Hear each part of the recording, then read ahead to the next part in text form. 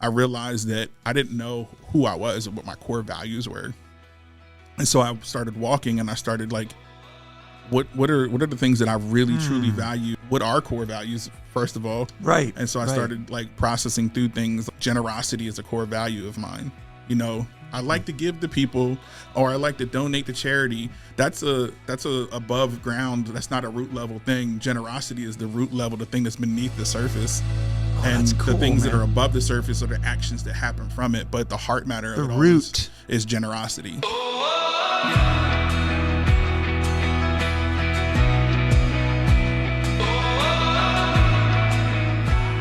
It's an interesting thing. I almost wonder, like, generosity of spirit is not an expensive thing to have. People always look at the material stuff, and that stuff probably comes too from the same heart. But I think the eternal kind of generosity is just something that you like clock in with. You understand, like a kingdom way. That's a cool thought, man. That's a really beautiful thought, and it's so rare that it'll have a magnetism about it. Do you know what I mean? Because it's just not found very often. Looks, power, talent, that's not really that rare. Generosity, giving yourself away, a genuine concern for other people. I'm mentoring these two young men, and I've gotten to know them so well, and they have these like beautiful qualities about them, but they themselves do not value these qualities, right? Because they're young men. So when they're around crowds, they're peacocking, and they're trying to conjure this like thing that they think is either going to garner the attention of women or the world or whatever. And I'm like, dude, I spent some time with you, and your money pot is like, you're genuinely tender. You genuinely are kind, right? I'm like, if you're a storefront, you need to have this in the window because this is going to attract people. And there's such an irony because I don't know what noise they're listening to, right? I'm trying to take myself back to my 20s and just think about like how I was playing the cards I got dealt. But you know what I mean? Now we are in our 40s. It's super easy to see like where, especially in the younger generation, my generation even, like, for me, my thing was like BET and what media was then was what That's was my on generation. current MTV, BET, Right. informed by what I saw. And now like they have everything that they need to see in their hands through all the social media platforms. And right now the world is heavily dominant on macro attention rather than micro attention. And what I mean by that is like on a macro attention level, I need everybody to see me. I need to feel known and noticed, but I don't understand the fact that relational capital. And so like where you were talking about, I can't remember what it was, but the gifts and the what you value and what they're doing is whatever. Being able to like communicate with somebody, oftentimes like why we don't do the encouragement. There we go. Why we don't do the encouragement portion as Christians, as believers, why we can't do that on a regular basis, I believe falls into the fact that we know we live in a society that's very untrusting. So it's almost looked at as like manipulative. Like, why are you doing this? Why are you being nice? Because the world's just not nice. The world's ugly, and that's what people. Dude, that's perceive profound. It as. I think you're right. And I didn't think about that. Rather than being like, I'm going to go out and do this with everybody, I'm going to try to, not saying me personally, but this is the goal should be as Christians, is I'm going to build in a core group of people, community, relational capital to where I can have those moments of encouragement, and then I'll be polite to the lady at the cash register or anything like that. And there's politeness, and then there's what people aren't used to. It's not common. But you're kind of saying something pretty profound here, like being seen. The only way you can truly encourage or even be generous is if you're really seeing a person. And the only way you can really see a person is to live in community with them. Absolutely. That's very good, Tone. And we're out of shape with that. Right. And we only have a certain amount of capacity. So what has to happen then is almost like Jesus with the 12, where it's like, all right, you have to have a core group of people. Yes. I can't be your whole core and you can't be mine. I need to have some other people. Like you need to have mentors and proteges, so having to look at how you structure out, how you set up your group of people that you're going to do this community with. Yeah, we'd have to have small groups as well, where we're all kind of on the same plane. But when we're living through life, being encouraged and encouraging others, there has to be like that balance on both sides of the pendulum. I could tell you getting this a lot of thought. The truth is when you look at like the true starvation, if you have eyes to see and you're interacting with people, the true starvation is this. It's community being known, not Instagram known, right? People don't realize, but they're walking around like a starving person for this. And you can see, like, this is one of the benefits of being Gen X. I remember, we weren't perfect, but I remember when a lot of people had that. I remember that, right? Circle of friends, there were still people that were ostracized and all of that stuff, but there was so much interpersonal play. I guess we didn't have a lot of the other spokes of the wheel. We didn't have a lot of options. So we had to like hunker down. Yeah, social life was way different So in like different. the 90s, where it's like, man, look, we had answering machines. We were just kind of getting into the world of cell phones. Pagers was the only mobile access type of thing. I got to go to find a payphone on the corner or something like that to reach out to somebody. I remember that. But I was with my group. Yes. I was either alone or I was with my group. So that's so true. So I wondered about that the other day. I'm like, dude, now I didn't have a cell phone. So when I'm driving around or when I'm places, how do we communicate? Well, I'm like, I probably was never like I was very rarely completely alone, because like I had, or when I remember the only exception to this, if I was taking a road trip and I got like deep lost, and I had to pull over some podunk town. I had to maybe communicate with a stranger, pick up the Go to the gas station. Can I use the phone to the gas station? Whatever. I don't even have any extra money on me. It's so crazy. It seems so laborious now, but it's like really, it was really, but I was just pointing out that having lived through that, I can recognize starvation now, meaning I know what it looks like and feels like to have it. And I know you've never had it. Like, you 21-year-old kid have just never gone in and really connected and had like a thing. And that's, man, wow. That is so profound, Tone. The macro and the micro thing is really true. Like, those are not interchangeable things. Your micro identity and your micro life and your brand are two different things. And we're correlating them. You know what I mean? That's 100%. so true. Like, I think that's where a lot of the circumstances we're seeing in the Big C church, where there's like a lot of this moral failure and everything, is because they got so inundated in themselves with being busy with the macro. Like, I'm known, people see me. Like, when you get to a place where like you're that big that you need to actually have security or whatever may be the case, or you're afraid for your life, how do you start to think small? Like, relational capital in that capacity. So it's almost like I would rather see people, like, if you have a dream for your life, start on the small, the micro. Let me get some relationships with people so I have accountability in place and trust in place, brother. Where like these people, like, they say it's lonely at the top. Don't let it be lonely at the top. Bring those people with you no matter what. Even if, like, the value that they add to you in the processes, even just on an accountability level where you can feel safe and feel trusted. Because like if you wait to build that until you get to the top, you're like, man, this person wants something from me. They're you here are to steal something fire. from me. Dude, if you're a young person, that is solid gold. And you know what? It's a weird lesson because it's not intuitive. You know what I mean? It's not intuitive. You almost have to have wisdom. Wisdom has to break through to learn that, because the flesh wants to do something very different than that. Right? Right. Absolutely. Yeah. It takes like somebody that's like traveled the train before, and you got to like take their word for that. It's like one of those little nuggets. It's like nobody ever sits there and hears if you touch the stove, you're going to get burnt. I was the dumb little kid too that I was like, no, what do you mean? I don't even understand what burnt Dude, means. I'm Tone. I'm not going to get burnt. I'm gonna touch it. If you put your finger in the socket, you're going to get shocked, type of thing. Don't tell me that. Like, I'm going to go I need to know what shocked means. I need experiential. I got shocked. Now I'm like, all right, I know not to do it again. But like the detriment to what it can cause, the harm that it can cause, we still, when people tell us don't do this, don't do that. I think back to the mentor protege thing is if like, look, if you're inspired by me, protege, I'm going to keep you as close to me as possible so that you can see me, and I'm going to be transparent in my mistakes. So that, like, and then I'm dealt with insecurity a whole lot in my life. Thing at Worship Center a long time ago, like when I first got on staff, where the Easter movement was, I once was blank space, now I am, and mine was I once was insecure and now I'm confident.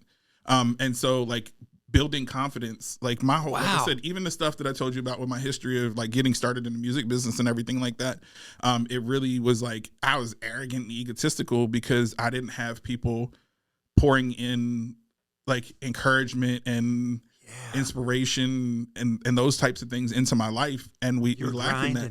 And so now shifting from there, our society is so inundated with fear. We talk, everybody says, man, I don't watch the news because they're just they're pumping fear. You were talking about wisdom, and I saw something, and you might have to hit this part out because I'm going to go off onto just slightly. No tangent, man. The racial tangent of it all. Yeah, do it. So I seen a meme the other day, and I did some research into it and put some thought into it. This is like the other day, meaning probably like 2 months ago. So I thought I've been chewing on it for a while. And when a person was bought as a slave, they weren't educated. They were taught a skill. So there was no wisdom in it. You know how to do this, dude, get the job done. And then but I'm not teaching you how to read and how to do the skill better. You do the skill the way I told you to. That's your responsibility. And so it's mental slavery. My wife's an educator. And so like they teach to a test. And then there's all this other propaganda out there right now that I haven't dug too much into, but there's this, it's like, could it be that we're like, keep making people workers? Dude, we're making people basically capable to be minimum wage workers. So what you're taught in school, like when we look now, like, oh, what we learned in school is different. What they're learning in school now, we're keep on making people that are, oh boy, workers. We're recreating blue collar, and the only people that don't recreate blue collar are people who live in some sort of affluence where they can. So like if you look at the trajectory of a person that went to Harvard, their kids go to Harvard too. There's very rare in the percentage capacity of it all that you'll find someone who doesn't have legacy in it all. And so like, why would I, if I'm going to be selfish right now, why would I give you the access? Why would I be open-handed? Like you were mentioning earlier, why would I be open-handed and give you the chance to steal what I've worked so hard for? Not steal, or just take over, because maybe you're a better person than me. And so wisdom isn't shared openly. Wow, man. The gatekeepers, they have the moats and the alligators, and they pull up the bridges. Dude, the thing you said about education too, think about it. You just blew my mind. The bells, boop, go to the next place, right? How they don't give you the context. They just give you they just sharpen you like a tool. Yep. I need you to a cog. I need you to be a cog in the wheel and be a part of the system. So can I just tease this out a little bit with you? So do you think some of us are divergent, like by just nature of like the way our brains are or something? I love that word. So yes, I do believe that. So even I'm like in the movies of the series, right. I'm like, oh yeah, I'm all of that. Like the 5 love languages. Agree. I'm completely heavily fluent in all of them. And it's like, where does it flow from moment to moment? Even like when I'm dealing with my wife and everything is like, right now I just need some affirmation. And I know how to speak affirmation like it's fluent. Like if like I could speak Spanish and German. And here's an interesting thought. I was severely dyslexic. I had this like impediment to the standard learning. Maybe a lot of the propaganda didn't get in too.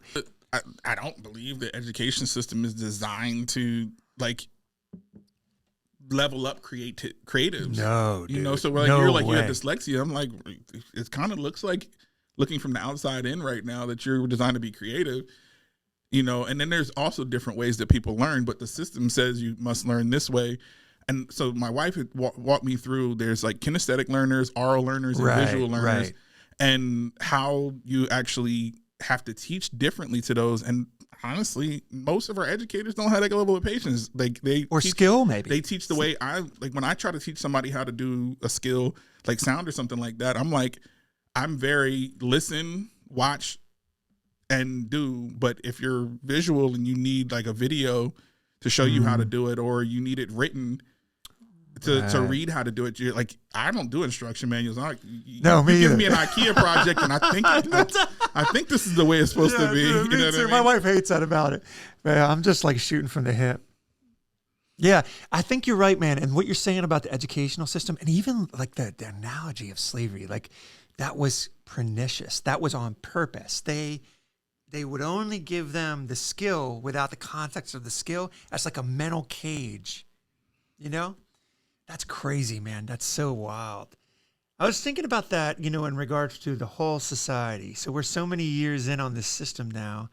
And I was listening to Killer Mike, Killer Mike is like a guilty pleasure of mine because the guy is so profound. Gary V's mine, just so we know. What? Gary V's my guilty pleasure. Yeah. I mean, we all have them. I'll just say this openly because I really believe this. Killer Mike is a national treasure in a lot of ways because the guy is a divergent thinker and he can't be locked in. Now, I disagree with Killer Mike all the time, but I just like people like that. Anyway, he's talking to Rogan the other day and he goes, we are all the elephants in a circus. We could trample this whole tent anytime we want, but we're trained to take the little peanut and stand up on the thing, and that just hit my head right there. And he saw that, and he's starting, and he's investing in all these like horticulture and get chickens and in the cities and trying to get all these people to take ownerships of their communities. And dude, I was like, this is right on the money, man. And I was worried about him, to be honest with you, because I'm like, you start talking like that and you're going to gain the attention of the powerful. Because when you just say the silly, stupid, like drone talk, nobody cares. You start talking like that, enabling people in their mind, body, and soul. That tends to, people in the past that started doing that didn't meet a good end. So that my mind is immediately like, man, this guy has cracked the matrix a little bit and is bringing the real, and he has the clout and the intellect and the articulation to be dangerous. I think I told you the other day, and so I'm filtering out everything else about so that I don't get the attention and nothing like that. But with my wife and I being the first people in our family lineage to have master's degrees, and then now being able to turn around and say we're stable enough financially that our daughter can go to school to be a doctor if she wants to be, and my son could do the same thing. Limitless. Like, you have to be at a point where like you've leveled up just to be able to sign on the line to get if your credit ain't right, or you don't have enough money in the bank, or you don't produce enough income, they're not gonna let you. Totally true. Oh, you work at your daughter's smart enough, your son's smart enough to go to Ivy League college where it's $80,000 a year. There's no scholarships available for it, and you're going to grind and figure it out for your kid, but you don't have enough money to sign on the line. There's not enough proof that you can pay it back.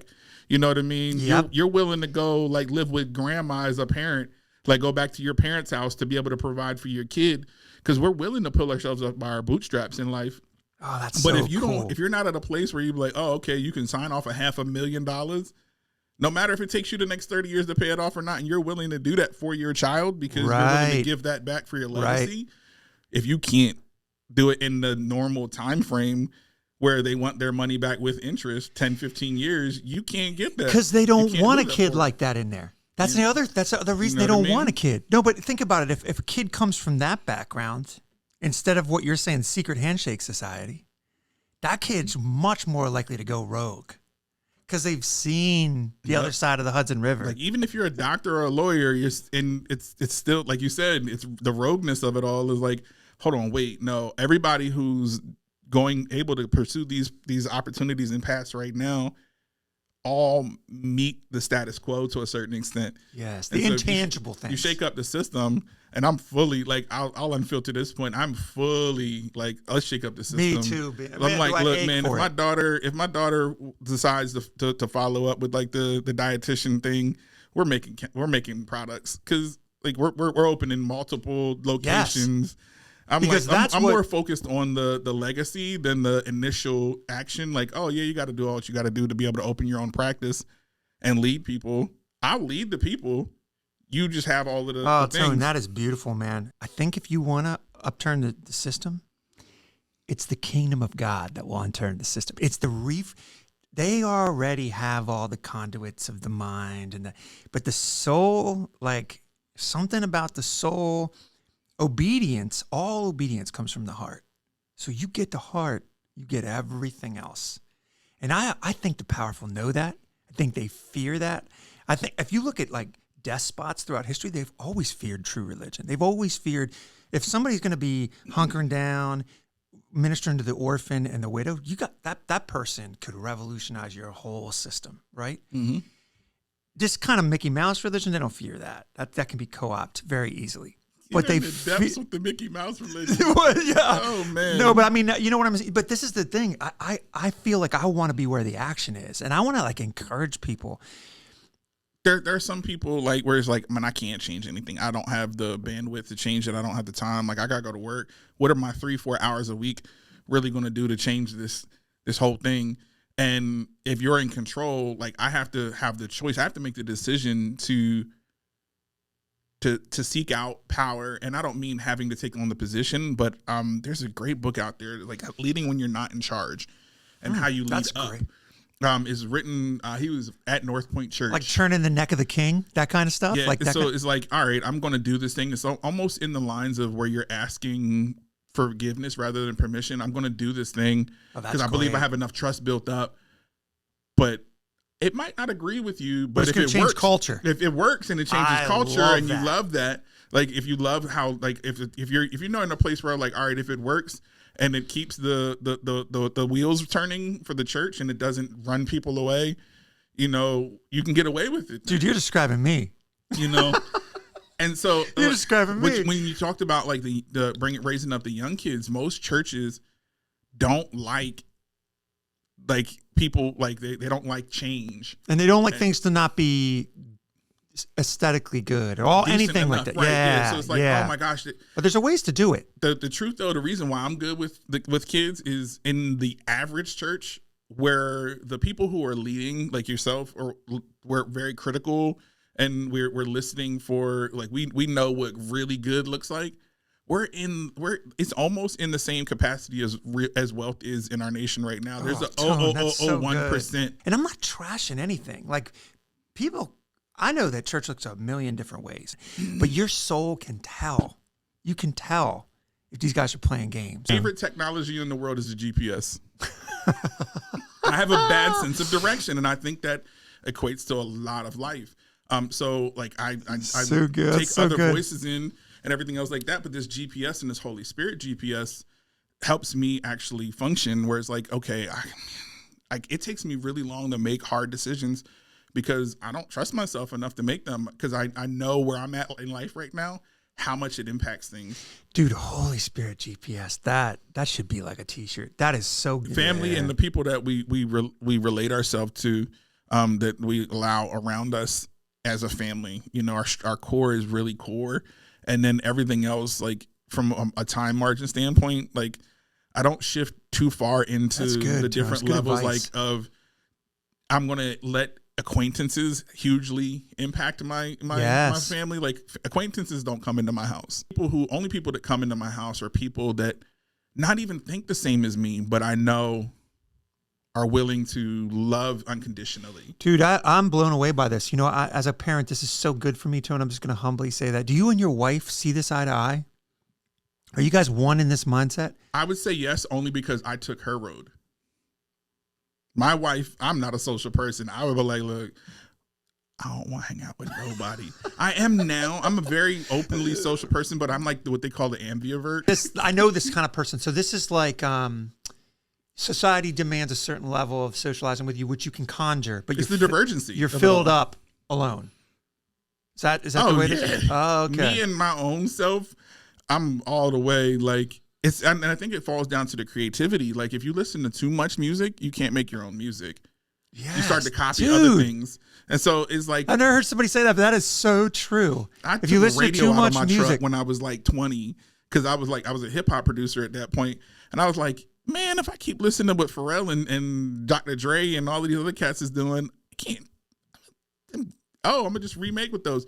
Back to the mentor protege thing. My mentor, when I was doing production, was like, if you can't remake that song, you can't make music, because you don't know how music is made. If you can't figure out how to remake somebody else's thing, and it almost be like, did you make it or did they make it? Just as an experiment, not to put it out there and steal it. No, it's like a mechanical exercise. When my son was born in 2014, I wasn't doing a great job with my daughter's my stepdaughter, and I wasn't doing a great job from 2010 till 2014 with her. And then I really feel like God wanted me to get this right, you know, because it wasn't right for me growing up, and so a lot of the patterns were being like duplicated, Yeah, and yeah. we're just like the generational curse type of thing was happening over. My dad wasn't a good dad. My mom was amazing. But I seen the patterns coming over, and I just didn't know how to. I didn't have great examples of how to do fatherhood. Yeah. And so I was sucking with my daughter completely. Like, I was very disciplinarian too much, but she's my stepdaughter. I didn't understand what my wife was trying to tell me. But moving fast forward and really fast, my son was born, and I was afraid. I was like, if I ruin this kid's life, that's on me, and I don't want that. I don't want to live through that. And so I was like, all right, I'm either going to go back out on tour. And it was honestly at that point, I was like, I'm going to go back out on tour. Right. That was a way out, a ripcord. Yeah. I'm going to go out on tour, and I'm going to send home $200,000 a year. And I done my job as a man. You know, lawyers send home money and don't never come home. Nobody's going to criticize that technically, right? Because I'm sending home money, and I'm doing something that people envy and look up to and everything else like that. And then I was like, God, you're like, this is what we need for me to be able to not handle all of the responsibilities. And I was trying to. So my wife went back to work for like a month and a half before I actually had the opportunity to go work at Worship Center, which was an escape for me. I'm being completely honest. And I wasn't aware of how much of an escape it was for me until I 6 years later left Worship Center, where I was like, man, I'm healthier than I was when I walked in the door, and I'm wholer as a man and a human than I was when I walked in the door. And I told them in my exit interview, I was like, man, I'm grateful. Y'all paid me to go to Hart University to get a master's degree on being a human being, you know. Oh, Tom, that's so great, man. That's the opportunity. Cool. So son's born in 2014. In the 2 months later, we got an opportunity to get an exchange student from South Korea. And it was like only supposed to be like 7 weeks. And I was like, you crazy? We got a baby in the house. We got Jada, and I suck at this. I'm like, are you serious? You want to do this? And so I was like, I trust you. I said, please don't put a lot of the responsibility on me. And then I met the child, and she's the same age as my daughter. They both were going to LCCS. And so like I would drop both of them off at school and then go to Worship Center. And I got really close to the exchange student, and I learned pretty quickly. I was like, you're messy as my daughter is. And I had somebody to compare to, and I'm like, y'all both messy. You don't clean up after yourselves. It is what it is. Now I'm like, but I can't yell at you like I yell at her, because I have to. If somebody else was yelling at my child, yes, I see. I would like fly from South Korea, and I'm punching in the mouth. We got to fight. You yelled at my daughter, and you're not treating my daughter with love and kindness. And it was a Christian organization type of thing. And then, so your normal instincts could not be applied, so you could see it. Dude, that's good. Something instinctually told me if I don't yell at her, but I still yell at my daughter, I'm going to really push my daughter away. So I stopped yelling. But I also turned over like all responsibility. I was like, look. So you're like, if I can't do it this way, I'm not doing it anyway. I was like, I'm just going to be here, and like we eat together, and I go to sleep every day, and there's other people that can make decisions on what needs to happen. Right. And it was hard for me because I didn't have a voice. And so like, then we moved, and I started to have more of a voice in with my son as he got a little bit older, and I understood like what I was dealing with. And then the pandemic took it to the moon, where it's like, all right, I get to be the one with my son. And I think he really respects me because I educate him. Yeah. Like that makes so much sense. I don't know if he knows right now that he's the smartest kid in his class, because I sat down with him and we put him around the right people so that he could be the best reader. I'm good at math, but I started reading just to be able to like know what my son was talking about. Like I don't know what that word means. Right. You know, doesn't that do that to you, by the way? You have a kid and you see the gaps, and you're like, I plug these gaps, man, if I'm going to do this. Yeah. Spiritually, that happens to me a lot. And I'm like, man, you need to read more, because I read more than you do. And I'm like, no, you don't need to read more. Do what you do. Enjoy it, because I read instead of watching TV oftentimes. Yep. Well, it's easy to do that now. This stuff is such crap. But dude, that whole thing is so cool. I mean, what you're saying describes, I think that's a blueprint that so many fathers could relate to, right? If there's always choices, like if you realize that shortcoming, there's a ripcord you can take, and that would have been going on the road, or I had to take them too. And I still took it going to Worship Center, because I would go to Worship Center and stay there for 16 hours. It's a way out. Like, what time does my wife put my son down for bed? 8 o'clock. I had work to do till 8 o'clock, honey. Right. And I mean, that's such a confession, man. I love that you're confessing that, because how many of us do that? And that's not where it's at, man. That's not where it's at. And that's the kind of stuff that you regret at the end. You don't regret not making another 40K. You regret that. At least I do. You know, that's so good. The men thing, man, that's another thing I have a pet peeve about. I don't know how the Lord's going to get the men. I don't know how he's going to do it, but he's going to do it. Gets them through children. Kid comes to church and gets to go down the slide and play in the kids area, and then the parents reluctantly come. We should be focused more on the kids, anyways. Like this, I agree with you. Church should be a hospital, but come on, men, women, adults, pull up your britches and be responsible for yourself to a certain extent. You know, no doubt. There's a point where, like in the Bible, where it talks about like we have to come off of milk and we have to go to the meat. And if you're constantly going to just be like, well, I need you, I'm going to come to you for what would Jesus do 24/7, and I don't take my own responsibility for my own relationship with Jesus. Yep. Kids, I can understand it. But there's also this thing. I was talking to a pastor probably a month ago, and he was dealing with a situation where there was somebody that just really felt like a burden on his life. And I was like, man, look, that person could be the one, you know, they could be the person that like they'll always struggle. You know, they'll like if there's something that's just in your heart that's been a burden, like if you were sexually abused or whatever, maybe the case is always going to be a burden on you. But if you can help that person while they're always in the midst of struggle, like be able to manage the struggle, yet not have that struggle overly influence the next generation. And it goes back to what I said about like Dude, we're the first, so true. The first generation in our families post-slavery as African Americans, where we can say we have master's degrees, and people like slavery was so long ago though, but this is the reality. The galaxy of a human being's experiences is so complicated. You could never wrap your mind around it. I try to help people, and I always help people from the way I would do things. But if then it hit me one day. It's like, I'm trying to tell you how I would lead rather than helping discover how you lead. You said that before, man. That's how you said that in a different way when you were talking about mentorships. There's something really good with that. That's very thoughtful. And I'm going to take that with me because I do a lot of mentorship. Resisting the temptation to recreate your own habits, your own ways. That's really good advice. Without the full cloning of genetics and how my synapses work, you're not even setting them up for success. You're going to get into a conversation, and I'm like, hey, this is what you should say next time somebody says that to you, and you say it the way I tell you to say it, and then they respond, and you're like, I didn't expect you to respond. I thought you were just going to say, okay, I agree, and we move on, and now the situation's over. Like when you're trying to defend yourself or you're trying to get somebody to believe in you or whatever may be the case, it's like, no, we got to tackle other things.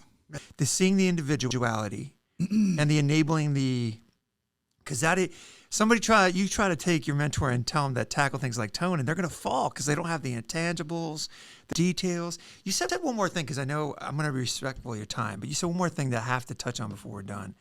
You said you used to be insecure and now you're confident, and you are confident, but it's a different kind of confidence, and it must be because you once weren't. So let me just hold on. Tap into the different kind of confidence. So like, you strike me as someone who's comfortable. You know, I don't know you like that well. You strike me as somebody that's comfortable in their own skin, which is a unique thing to have. Which I think circles back to the whole situation that I dealt with my sister. We were talking about your sister, and I was like really moved by that. So if you don't mind. So the whole thing with my sister and how that took me to like the rock bottom stage. And then the difference of like letting people down. There was the catastrophe wasn't the letting people down. The catastrophe was the whole thing with my sister. And I just was like, if life is this whack, I don't even care anymore. And so I had to go through the process, like I said, of discovering what would it take for me to want to give. And I couldn't find that rock bottom for myself that would make me want to give up. So I'm like, why am I like not doing anything with life now? But in that process, I felt like I had let a lot of people down because I had vision casted some ideas and had some people moving forward on projects that I just threw my hands up in the air on. And even though I paid for the whole project to be done, it didn't get finished. And so I think the people were more engaged. And this is where like I found out who I could really love to work with are the people that were more engaged. They're like, look, I need the money to get the project done, but I really needed to get the project done, and you took that from me type of thing. Oh, that's You know what I interesting, mean? man. So like I was in the line of content. I was in the line of doing a lot of stuff that I'm doing now. But so like in that process of like losing my sister, I went to like zero and like, all right, how do I rebuild on top of like the core value of who I was? And we had similar upbringing. You know, she was 10 years older than me, but we still had very similar upbringing. And so we were like two peas in a pod, and knowing like that she was like, I was trying to actually clone myself after her because she was awesome, you know. And so when I look at that situation, it was like, oh, okay, like the becoming self-aware, you know, that portion of it all is what made the difference. And so like I don't. Were you not? So did the confidence, the true confidence, did it come post that experience? Yes, absolutely. I see. Okay. So Like, it wasn't like your I had to worldly go to, successes and stuff like that. That gave No, it. it was rock bottom. The worldly successes made me more egotistical. Like seriously, good, getting man. to be in the room with Diddy and in the house sitting on a couch with Diddy's mom type of situation, like that don't make you that makes you arrogant. Like Right.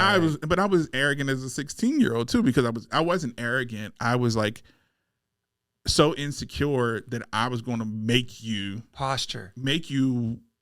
like you're gonna like me, or you're gonna get away from me. I'm gonna force my relationship in this situation. Like I don't care if you're Diddy or whatever. This is me. This is who I am. You're gonna have to like me for who I am, or I'm gonna move on, because I always found a way to manipulate a situation with something. You need something from me.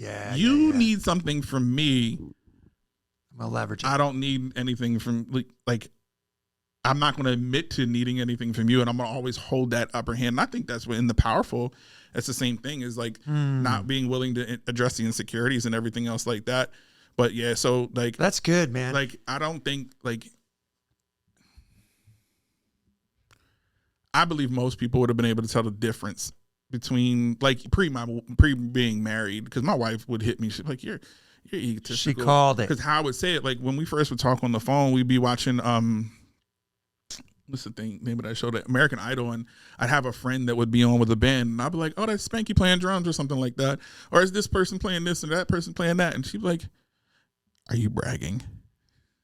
And my daughter does it too. Cut right through it. Yeah, she was the noise. I'm like, ow, I'm like like, dang. I think I married her because I was like, you can be my mom too. There's an uncomfortable level of that in every man. I need a mom. Like you see girls that need daddy figures and stuff like that. I'm like, I'm probably needed a mommy figure. Dude, that's some Freudian truth right there. I'm telling you, there's a level of that. No guy wants to admit that, but that's true. There's a touch of that. You know, let me say something to you, man. I'd rather put everything out on the line and like as much as I possibly can. And I know for a fact that there are things that I hold back to myself really, really, really deeply. Publicly, I should say. There are people like that I'll say it not publicly. I won't share it on social media or something like that. But I keep a lot of myself out in the open, just so I'm giving you all the opportunity to not like me. Yes, because the genuineness is the real currency of human relationships, though. Because if they're pulling the ripcord on the real, they're going to eventually. It's kind of cool. I'm very drawn to genuine people. Let me compliment you in a way, man. So I've been watching The Chosen, and the actor depicting Jesus has brought this aspect of Jesus to my life, which I went back and read the Gospels looking for this. Jesus, in the show at least, is walking through the human experience with this. I don't know, like lightness. He's weary of like how things are broken. He's carrying all that, right? But what he values, how he sees himself, all of his identity is locked in. So it's just like none of that kind of stuff, none of that stuff that we spend so much bandwidth on. He's just not even, you know what I mean? And the scene that depicts that the most, he's sitting in front of some Roman official who's used to taking men down, right? Because he's got the sword, he's got the influence, and he's got the leverage. Jesus is just like light as a feather, and it's unnerving, this Roman. Like, he can't get a read on this dude. Like, this isn't working. I tried this trick. I tried that trick, right? And I really believe that some believers walk in this. Well, I mean, you might not think you do, and maybe you don't to the max, but you do more than most people I interact with. It's something that I seek for myself too. Like, don't fear man. Don't allow the puppet strings of like the wrong approval and identity to be turning you, because you're just going to make mistakes and hurt people. And people will call it walking in the Holy Spirit. You're walking in your identity. Jesus does this so beautifully. And if we have an army of believers doing this, dude, unstoppable, right? Agreed. You know, and it's like you have to empty yourself out of a lot of things. It's like you gotta, the vanity, the things you used to count as your gain have to go. All that stuff, like being renewed and reborn. It's really cool, and it's also like very infectious. It's like, think of it as like a cool way to look at it that isn't Christianese talk. It's like the life hack, because all these Fortune 500. I had this one friend go to K Street, and I had one weekend with him. So I had one of my best friends became a professor. And I'm just going to tell you the truth. Like the academic ivory tower crowd, I can handle them for like 2 hours and then I'll lose my stuff, right? They're just insufferable people. And then the K Street crowd, right? Same exact thing, but on the other side. I can hang with them for like 2 hours and then I don't trust what's going to come out of my mouth. I'm just going to start being mean. Anyway, it's all of this, like, their identities are so weird, man. You know what I mean? They're both successful in their own ways and they're both lauded in their ways, but you've never met a person that's more like reptilian. Like, they're not comfortable in their skin. They're itchy. They're like riddled with insecurities around themselves. Like the academics, all they do is cut into each other. You know, you're speaking outside of your specialty. You can't have an original thought that you didn't write a dissertation on. I'm like, who says? And then the K Street dude, it's just commodities and it's just numbers. And it's just, and it gives me the creeps, right? And the freedom from like both of those things is this thing I'm talking about. You know, you could walk into any room with that. You could walk into any celebrity. Jesus could have walked into any of those environments and leveled the whole room with this other thing. And I'm just becoming like fascinated by it. I really am becoming like, I'm telling you, that's the stuff. And I don't know where the class is to get it. I think it's discipleship, studying the word, surrounding 100%. yourself by people who are pursuing that too. That is it, man. We need people out there that are open and available to actually provide example, I guess is the best way to put it. Which is discipleship, I guess. You it's know, another way of saying discipleship. And then I would start with like, as long as you're willing to allow people to be around you and see how you operate genuinely and be close enough to you, like you can have tears. Like I said, like you got tears. The 12, and then you got to have a little bit more outside of the 12. But there's like associations, acquaintances, friends, and family. Like Jesus did that, by the way. That's not the wrong thing to do. Jesus did that, right? So you have to have the closest people to you, and you really, really, really get in with them. And then the other people around you. Like, I use social media to actually try to accomplish it to a certain extent. Like, I'm going to put out these thoughts and they're open for you to argue them. Right. And if you argue them and you argue them well enough, I will apologize publicly. Yes. I haven't had that opportunity. Nobody's argued with anything that I've said. It's like, it's humility, genuineness. You know, but getting people to that point, I think even like with one of the things that I share with you with the whole community that I'm working on for Central Pennsylvania, it's really like, man, how do I? I'm inspired by that. By the way, get people That's cool. into spaces where I want to be able to shut up and listen to them talk to each other and not control the narrative. Like, so it's like if it's all of us, we're the church and we have a doctrine and we have this culture that we do. When you start intermixing cultures, what happens? That's good. It creates it can create chaos, but if you're mature enough to like, it doesn't have to be my way. Yeah, it doesn't have to be your way, but we iron sharpen iron. And something that I learned about that whole scripture from watching an iron worker is like, why are you using something dull to polish something? Oh, so you can take a sharp sword and polish a rusty. They're both come out to basically the same status. If you take something sharp and polished and then try to rub it up against something rusty, you rub long enough, they're both going to be polished. That's right. The rust will be gone. It's a lot more work than most people are willing to go through. But understanding that, or like a file, You look at what we sharpen our knives within our kitchen, and it's like, It's man, a rough it's so experience, rough uncomfortable. for me to become sharp. But people only see the polished people. They don't really give much respect to the people that are rough. And so Dude, there's something in that for a name for this group. There's something in that. That's real good. I love that. And I think that's biblical and that's really cool. And it's something we got to get back to, because when you're saying this, man, you know what I'm reminded of? I think it's Antioch, but I might be wrong. But there's the Church of Acts starts and everybody's scrambling. Everybody's getting 100. There's all these martyrs and all these Christians gather in this one thing. I think it's the Church of Antioch. And everybody's so different. Like you got ex-Romans, you got Gentiles, you got Jews, you got Haitians, every kind of like, so these people are like different, socioeconomically different. And from that though, they are strong, they get real strong and they become like this really good church. And it has something to do, you were saying something like, I guess the only thing that centered them was creed. Like they all believed in the resurrection of Christ. They all believed in like these creed.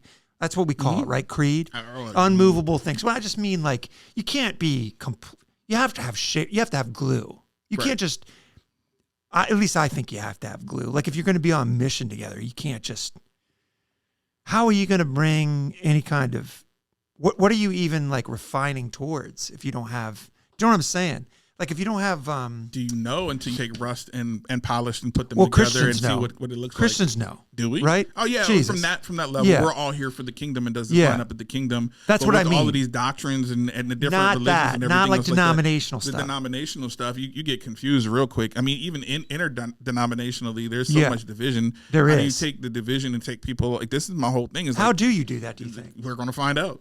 Yeah, we are going to find out. Like I'm going to just keep on pushing forward and creating opportunity for people. And if people are like, "Oh, I'm not coming because I don't like that person," all right, well, I need to go work with the person that's not coming because they don't like so and so. I'm not going to go work with so and so and make them be more like the model or the image or whatever may be the case, and just be like, "Hey, man, this is what's happening here." And if you exclude yourself, you're excluding yourself because you're not willing to accept other people, and maybe that's what you do as a whole. Tone, that is good, man. That is real. Do you think that people that enter those kind of relationships, do you think that covenant helps?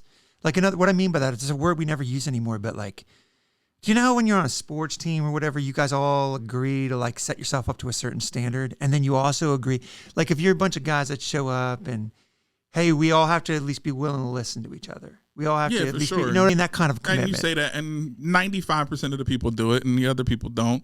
But like, Kobe, for an example, like there's a lot of people that speak very highly and respectfully about Kobe's work ethic. Right. He's known for that. Like, man, I'm gonna out practice everybody. You practice 6 hours, I'm gonna practice 8 hours. Work. You know, I'm gonna do more work than the status quo says to do. Like, oh, you had to work really hard in high school, and then in college, and then you were already there, and then you can coast from there on. No, I can't stop working to win. If I stop working, I lose. Yeah, because none of us and I think that's the thing that'll differentiate almost anybody. And so it's like, all right, if somebody rubs you wrong, if they're mean, if they don't have if it's their values and who they are, like they want to tear other people down. Like if they're rubbing everybody in the group wrong, I'm dealing with them. I'm coming with a vengeance. That's different. Dealing with them. That's different. But if it's like, oh, they're nerdy or they're quirky, they have a different. They say something you don't agree with. Don't matter. That stuff don't matter. That stuff shouldn't matter. None of that stuff locks into the kingdom at the end of the day.